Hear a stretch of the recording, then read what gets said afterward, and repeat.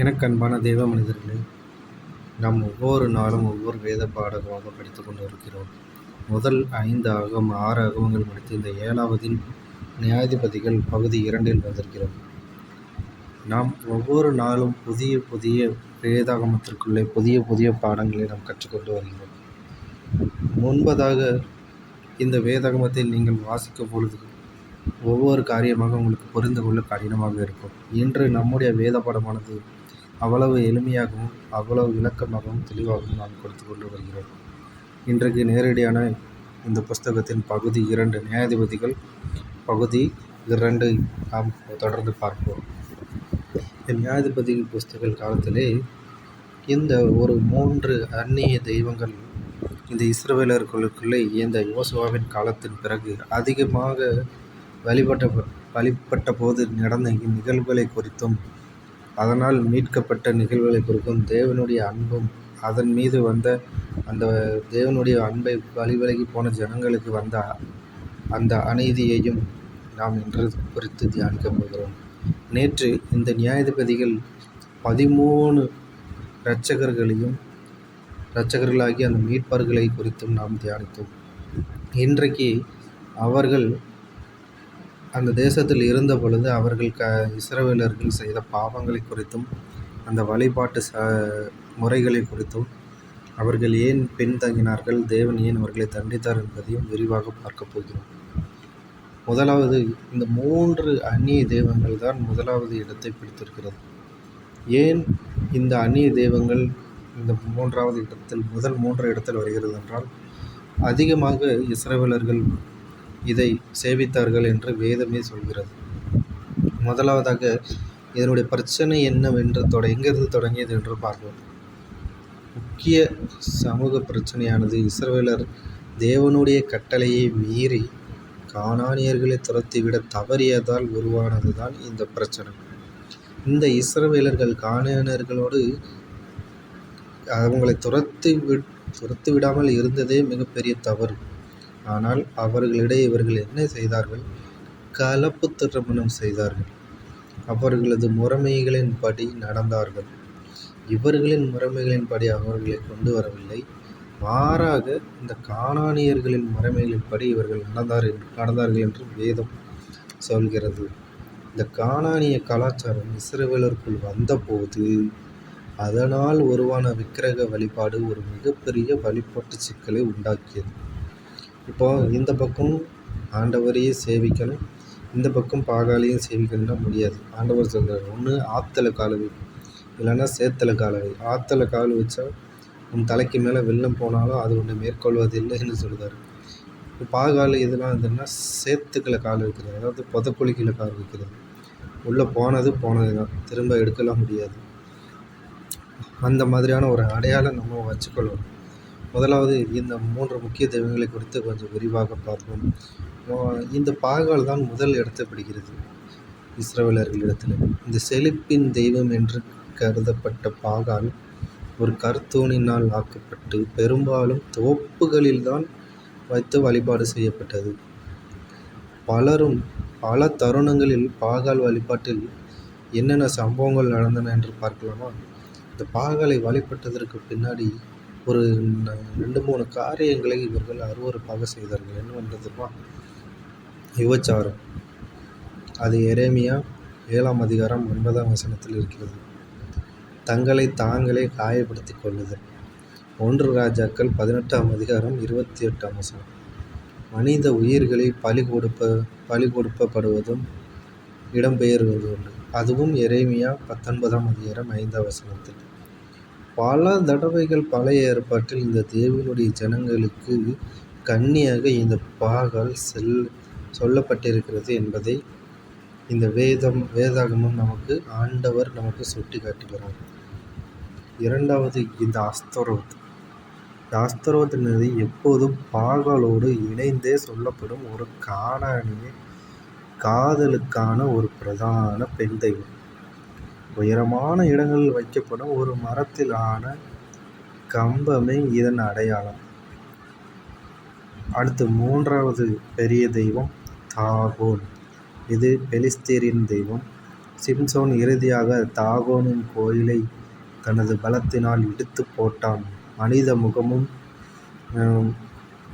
மனித கைகளும்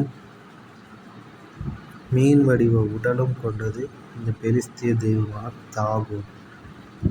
அதன் பிறகு ஒரு 6 அந்நிய ஆக்கிரமிப்புகள் இந்த இஸ்ரவேல் தேசத்திற்குள்ளே நடக்கிறது. நியாயாதிபதிகள் புஸ்தகத்தில் அந்நிய அதிகாரங்களால் இஸ்ரவேலர் ஆக்கிரமிப்புக்குட்படுவதும் அடிக்கடி நிகழ்வதை நாம் படிக்கிறோம். இந்த ஜனங்கள் கர்த்தரை நோக்கி கதறுவார்கள். அவர்களது நெருக்கத்திலிருந்து விடுவிக்க ஒரு இரட்சகனை அனுப்புவார்.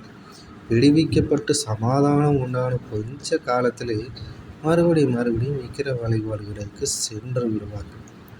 முதலாவது வடகிழக்கில் இருந்து வந்த அந்த மெசொப்பொத்தேமியரின் ஆக்கிரமிப்பு தான் இந்த நியாயாதிபதிகள் 3ஆம் அதிகாரம் 8ஆம் வசனம் முதல் 11ஆம் வசனம் வரை. முதலாவது ஆக்கிரமிப்பு வடகிழக்கில் இருந்து வந்த மெசொப்பொத்தேமியரின் ஆக்கிரமிப்பு.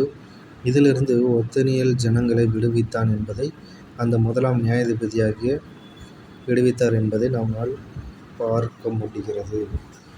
இரண்டாவது தென்கிழக்கிலிருந்து வந்த மோவாபியரின் ஆக்கிரமிப்பு. இதுவும் நியாயாதிபதிகள் 3ஆம் அதிகாரம் 12ஆம் வசனம் 20ஆம் அதிகாரம் வரை. ஒரு வசனத்தில் ஒரு கேப்பே இல்லை பாருங்கள். 3ஆம் அதிகாரத்தில் தான் தொடங்குறாங்க.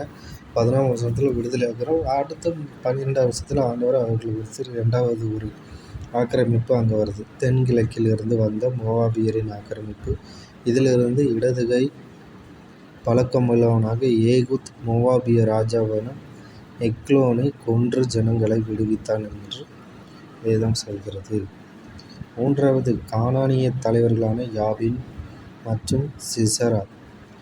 இது நியாயாதிபதிகள் 4ஆம் அதிகாரம் 4ஆம் அதிகாரம் முதல் 5ஆம் அதிகாரம் வரை. மூன்றாவது ஆக்கிரமிப்பு கானானிய தலைவர்களான யாபின் மற்றும் சிசராவால் வந்தது. தெபரால் கானானியர்களிடமிருந்து இஸ்ரவேலை விடுவித்தால் பெண் நியாயாதிபதியாக இவள் ஒருவளே குறிப்பிடப்படுகிறாள்.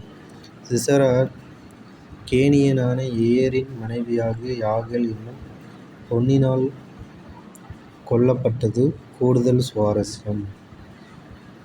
தென்கிழக்கிலிருந்து வந்த மீதியானியரின் ஆக்கிரமிப்பு. தென்கிழக்கிலிருந்து வந்த மோவாபியரின் ஆக்கிரமிப்பு 7 ஆண்டுகள் நீடித்தது. கிதியோன் பலத்த தலைமையினால் அது முடிவுக்கு வந்தது. இது நியாயாதிபதிகள் 6ஆம் அதிகாரம் முதல் 9ஆம் வசனம் வரை. ஐந்தாவது கிழக்கிலிருந்து வந்த அம்மோனியரின் ஆக்கிரமிப்பு. இது நியாயாதிபதிகள் 10ஆம் அதிகாரம் 6ஆம் வசனமும் 11ஆம் அதிகாரம் 40ஆம் வசனம் வரைக்கும்.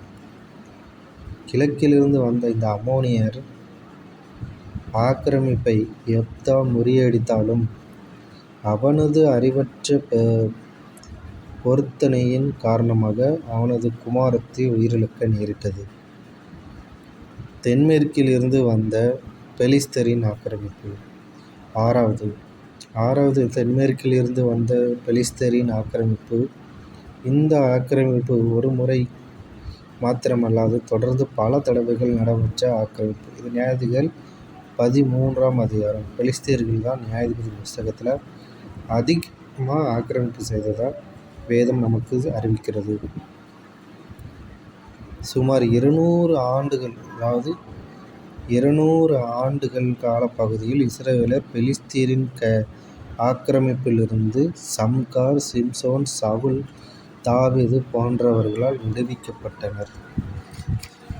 அப்போ 4 பேர் ஒரு பெலிஸ்தியர் கையிலிருந்து விடுவிக்கிறது தேவன் பயன்படுத்தினார். அதனால் நடந்த ஒரு கொடூரமான சம்பவங்களை குறித்து நாம் கொஞ்சம் விரிவாக பார்க்க போகிறோம். இந்த புத்தகத்தில் சித்தரிக்கப்பட்டிருக்கும் சம்பவங்களின் கொடூரம் தேவனுடைய ஜனத்தின் பாவத்தினால் வந்தது அல்ல. ஏகூத் எக்லோனை கொலை செய்து அவனை மனித கழிவோடு பிணமாக விட்டுவிட்டான். யெப்தா கர்த்தருக்கு செய்த பொருத்தனை நிமித்தமாக தனது ஒரே குமாரத்தியை தகன பலியாக செலுத்தினான். சிம்சோன் வேசியோடு இரவை கழித்தான். ஒரு லேவியன் கற்பழிக்கப்பட்டு கொலை செய்யப்பட்ட தனது மறுமனையாட்டியின் உடலை துண்டு துண்டாக்கி இஸ்ரவேலின் பல இடங்களுக்கு அனுப்பி அதன் மூலம் யுத்தத்தை தூண்டினான். ஆனால் பாவத்திலிருந்து விடுவித்த தேவனுடைய இரட்சிப்பின் மகிமையானது அவருடைய பெரும்பான்மையிலும் இரக்கத்தினாலும் அன்பினாலும் சத்தியத்தினாலும் உண்டானது. யாத்திராகமம் 34ஆம் அதிகாரம் 6ஆம் வசனம் சொல்கிறது. இந்த பாவத்தினால் விளைந்த கொடுமைகளை காட்டிலும் இந்த நியாயாதிபதிகள் மூலமாக வெளிப்பட்ட தேவனுடைய இரட்சிப்பின் மகிமை பெரிதாய் இருந்தது. இது சில வழிகளில் இயேசு கிறிஸ்துவை சுட்டி காட்டுகிறது. இந்த இஸ்ரவேல் ஜனங்கள் விழுந்து போன நிலை என்பதை நம் வேதத்தில் அடிக்கடி நாம் வாசிக்கிறோம்.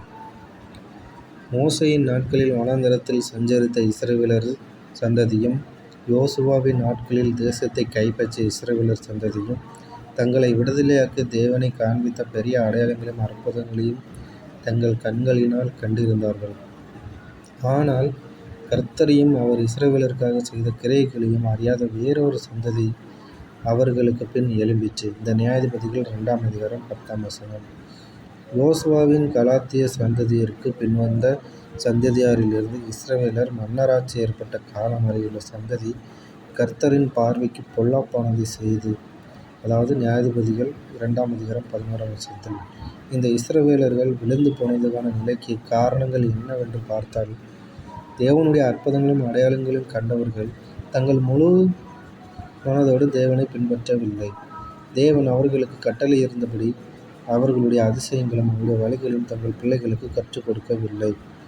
தேவன் தம்மை நினைவு கூறும்படி ஏற்படுத்தியிருந்த வாரத்திற்கான ஓய்வு நாள் கட்டளைகளையும் வருஷாந்திர பண்டிகைகளையும் பின்பற்ற தவறினார்கள். அந்த தேவனுடைய உண்மையான அன்பு எப்படிப்பட்டதாக இருந்தது? பாவத்திற்கு தேவன் தண்டனை வழங்காமல் விடமாட்டார் என்பதே நியாயாதிபதிகள் புஸ்தகத்தின் அடிப்படையான செய்தி. யாத்திராகமம் இஸ்ரவேலர் தேவனுடைய ஜனம் என்றும் அவரே அவர்களுடைய ராஜா என்றும் உறுதிப்படுத்தியது. சீனாய் மலை அருகே உண்டாக்கப்பட்ட உடன்படிக்கையை மறந்தார்கள். நியாயாதிபதிகள் அந்நிய தெய்வங்களை வழிபட்டதற்கும் அவரது பலி செலுத்தும்படியான கட்டளைகளுக்கு கீழ்ப்படியாததற்காகவும் அப்பட்டமான ஒழுக்கக்கேடுகளுக்காகவும் பல சமயங்களில் அவர்களால் உண்டான சீர்கேட்டுக்காகவும் தேவன் அவர்களை தண்டித்தார். இதன் விளைவாக தேவனுடைய யுத்த வீரர்களாக வரப்போகும் அவரது ராஜ்யத்தின் விசுவாசமான குடிமக்களாக தேவனால் தெரிந்து கொள்ளப்பட்டு அழைக்கப்பட்ட தேவனுடைய ஜனம் என்ற ஒரு சிறப்பு அந்தஸ்தை விட்டு விலகினார்கள். கானானியர்களின் வேளாண்மை முறைமைகளுக்கும் சமுதாய வழக்கங்களுக்கும் உடனடியாக ஒத்துப்போனதைப் போல கானானிய ஜனங்களோடும் அவர்களது முறைமைகளோடும் தெய்வங்களோடும் வழிபாட்டு நம்பிக்கையோடும் வழிபாட்டு சடங்குகளோடும் ஒன்று போனார்கள். இந்த காரியங்களை தேவன் வேதாகமத்தில் பதிவு செய்தது ஏன்? மனிதனின் இழிவான விழுந்து போன நிலையை காண்பிக்கவும், அதிலிருந்து தேவன் ஒருவரே அவனை மீட்டு ரட்சிக்க வல்லவர் என்பதையும் உணர்த்தவும், மனிதன் மீது இறங்கி அவனை மன்னித்து அவனை மீண்டும் புதுப்பிக்கும் தனது மன உருக்கத்தை வெளிப்படுத்தவும் நமக்கான ஒரு எச்சரிக்கையாகவும் இந்த நியாயாதிபதிகள் புஸ்தகம் நமக்கு கொடுக்கப்பட்டது. எனக்கு அன்பானவர்களே, ஒரு மனிதனின் பாவத்தின் விளைவு என்ன என்பது புதிய ஏற்பாட்டில் மரணம் என்றாலும், இங்கே ஆண்டவர் எப்படிப்பட்டவராக இருக்கிறாராம்? பழைய ஏற்பாட்டில் அவர்களை மன்னிக்கிறார், தண்டிக்கிறார், கண்டிக்கிறார், திரும்ப அவர்களை மீட்டெடுக்கிறார். நாமும் அப்படி எப்பொழுதும் இருக்கவும் முடியாது. அதனால் காலம் சமீபமாய் இருக்கிறது. தேவனுடைய ராஜ்யத்தில் பிரவேசிப்பதற்கு எல்லோரும் ஒன்றிணைந்து செயல்படுவோம். இயேசுவின் நாமத்தினாலே என்ற வேத பாடம் முடிந்தது. நாளை ஒரு புதிய பாடத்தில் உங்களை சந்திப்போம். நாளை நாம் பார்க்க போகிற பாடமானது இதனுடைய தொடர்ச்சி தான் 3வது பாகம். இந்த புத்தகங்களை குறித்து கொஞ்சம் ஒரு பார்வையாக நாம் கொஞ்சம் பார்க்க போகிறோம்.